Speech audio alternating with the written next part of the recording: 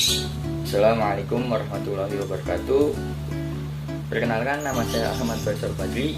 Saya dari Prodi Manajemen dengan nomor induk mahasiswa 289215031. Di sini saya ingin menjelaskan tentang materi PPKN bertujuan untuk menyelesaikan ulangan akhir semester Prodi PPKN dengan dosen pembimbing yaitu Butin Hartini MPD.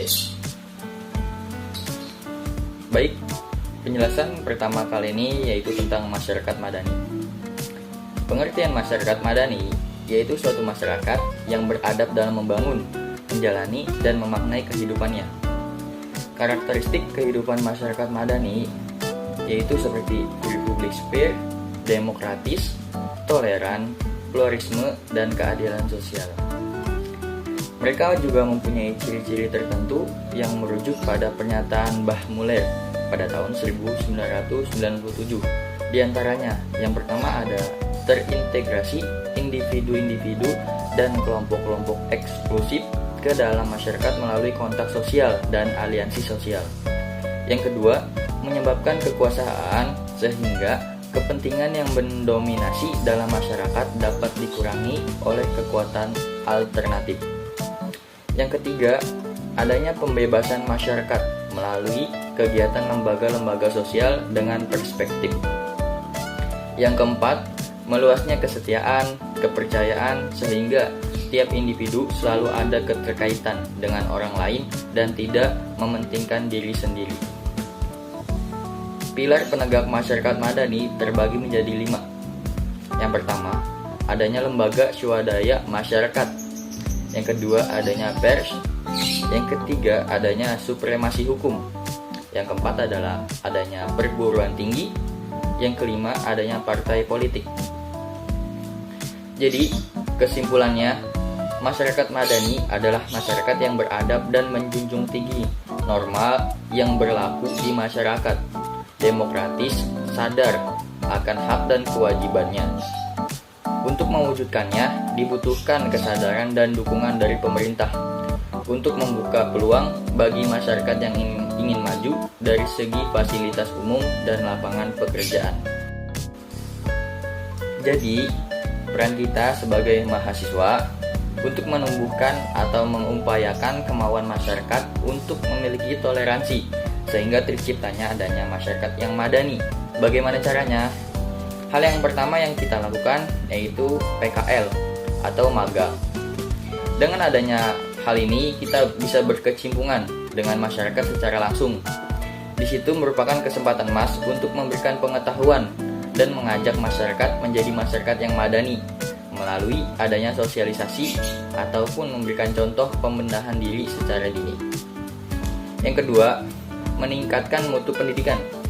Sebagai calon pendidikan, sebagaimana fungsinya kita perlu meningkatkan mutu pendidikan dengan bertujuan agar peserta didik memiliki karakter yang baik yang bisa terkoordinasi.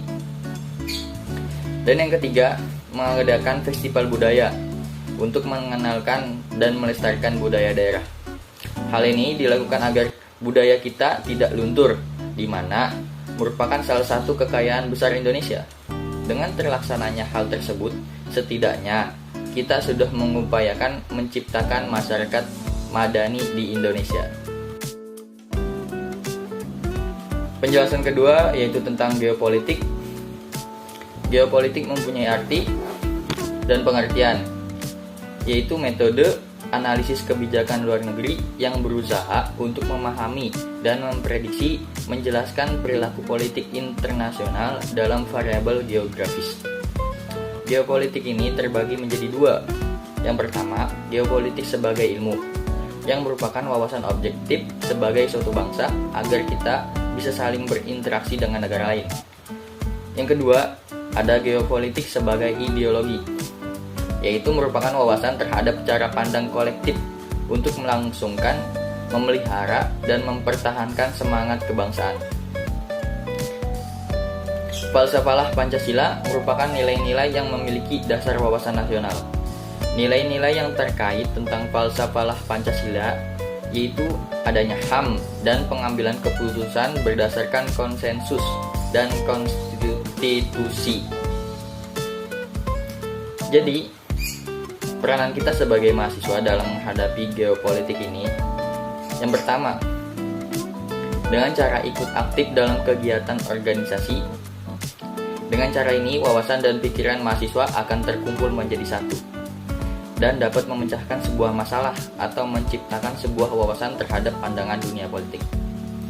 Hal yang kedua, kita bisa mengikuti kegiatan seminar. Dalam kegiatan kita ini, kita bisa mendapatkan ilmu dan pengalaman tentang apa yang kita dapat dari penjelasan dari berbagai pandangan. Hal yang ketiga, kita bisa ikut kegiatan pemilihan organisasi ketua umum di Universitas Angkatan.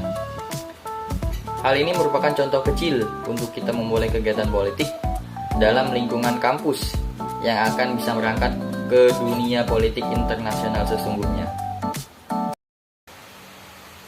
Ya, lanjut, ada demokrasi Pancasila. Secara umum, pengertian demokrasi Pancasila berlandaskan di dalam ideologi Pancasila yang merupakan paham yang dianut Indonesia pada masa lalu. Konsep pemahaman demokrasi Pancasila ini sudah jelas tertuang di dalam Pancasila yang mewakili representasi kepribadian bangsa Indonesia dari dulu hingga sekarang. Demokrasi mempunyai prinsip yaitu yang pertama, kebebasan atau persamaan, yang kedua, kedaulatan rakyat, yang ketiga, pemerintahan yang terbuka dan bertanggung jawab. Asas-asas demokrasi Pancasila terbagi dalam 3 bagian. Yang pertama, asas kerakyatan. Yang kedua, asas musyawarah. Yang ketiga, asas penjaminan hak asasi manusia. Peran mahasiswa dalam menjalani demokrasi Pancasila di lingkungan kita. Yang pertama, mahasiswa diharapkan mampu mengubah dan mendekonstruksi sebagai keburukan yang dapat menghambat perkembangan demokrasi, seperti money politik. Yang kedua, mahasiswa perlu mengontrol kebijakan pemerintah dan bisa memberikan kritik dan saran melalui media sosial ataupun aksi demonstrasi. Lanjut, rule of law, yaitu konsep di mana lapisan masyarakat dan seluruh lembaga yang ada di dalam negara menjunjung tinggi supremasi hukum dengan prinsip egalitarian, di mana semuanya sama di mata hukum. Fungsi rule of law di Indonesia yaitu sebagai jaminan secara formal terhadap rasa keadilan bagi seluruh rakyat Indonesia yang tertuang dalam Pancasila, yaitu sila kelima. Peran mahasiswa yang bisa kita terapkan dalam kehidupan di lingkungan mahasiswa seperti bersama-sama untuk menjalin kedamaian dan menghargai sesama mahasiswa, dosen, dan staf atau lainnya. Pendidikan demokrasi. Pendidikan demokrasi ini mempunyai arti, yaitu sebagai upaya sistematis yang dilakukan negara kepada masyarakat untuk memfasilitasi warga negaranya agar bisa memahami dan mengembangkan nilai demokrasi sesuai dengan perannya. Peran kita sebagai mahasiswa untuk menerapkan pendidikan demokrasi yaitu seperti sekarang. Kita sudah menjadi mahasiswa di universitas yang sudah difasilitasi oleh pemerintah untuk mengembangkan kemampuan diri kita agar kedepannya kita menjadi lebih baik lagi dan bisa membanggakan negara dalam hal prestasi. Lanjut, ada geostrategi. Pengertian geostrategi ini mempunyai arti secara emosional atau etimologi, berasal dari kata geo dan strategi yang menggambarkan ruang hidup nasional. Di Indonesia, konsep geostrategi adalah bagian dari metode yang ditunjukkan untuk melancarkan proses pembangunan. Konsep geostrategi ini di Indonesia pertama kali dikenalkan dan digunakan oleh Presiden Soekarno pada tahun 1948. Ketahanan nasional merupakan wujud tanda geostrategi di Indonesia. Tujuan geostrategi ini untuk mengembangkan potensi secara nasional serta membantu menunjang tugas pemerintah Indonesia, mulai dari ketertiban, meningkatkan kesejahteraan, kemakmuran, pertahanan, keamanan, keadilan sosial, dan keadilan hukum. Peran mahasiswa dalam menjaga ketahanan negara yaitu yang pertama, menjaga ikatan yang kokoh terhadap sesama komponen bangsa. Yang kedua, mahasiswa juga harus menghargai kearifan lokal supaya bangsa Indonesia tidak bergantung pada nilai-nilai negara asing. Yang ketiga, tidak menyebarkan berita hoax. Itu pun masuk ke dalam kategori ketahanan negara. Ya, mungkin hanya itu yang bisa saya dapat sampaikan. Kurang lebihnya saya mohon maaf. Wabillahi taufiq wal hidayah. Wassalamualaikum warahmatullahi wabarakatuh.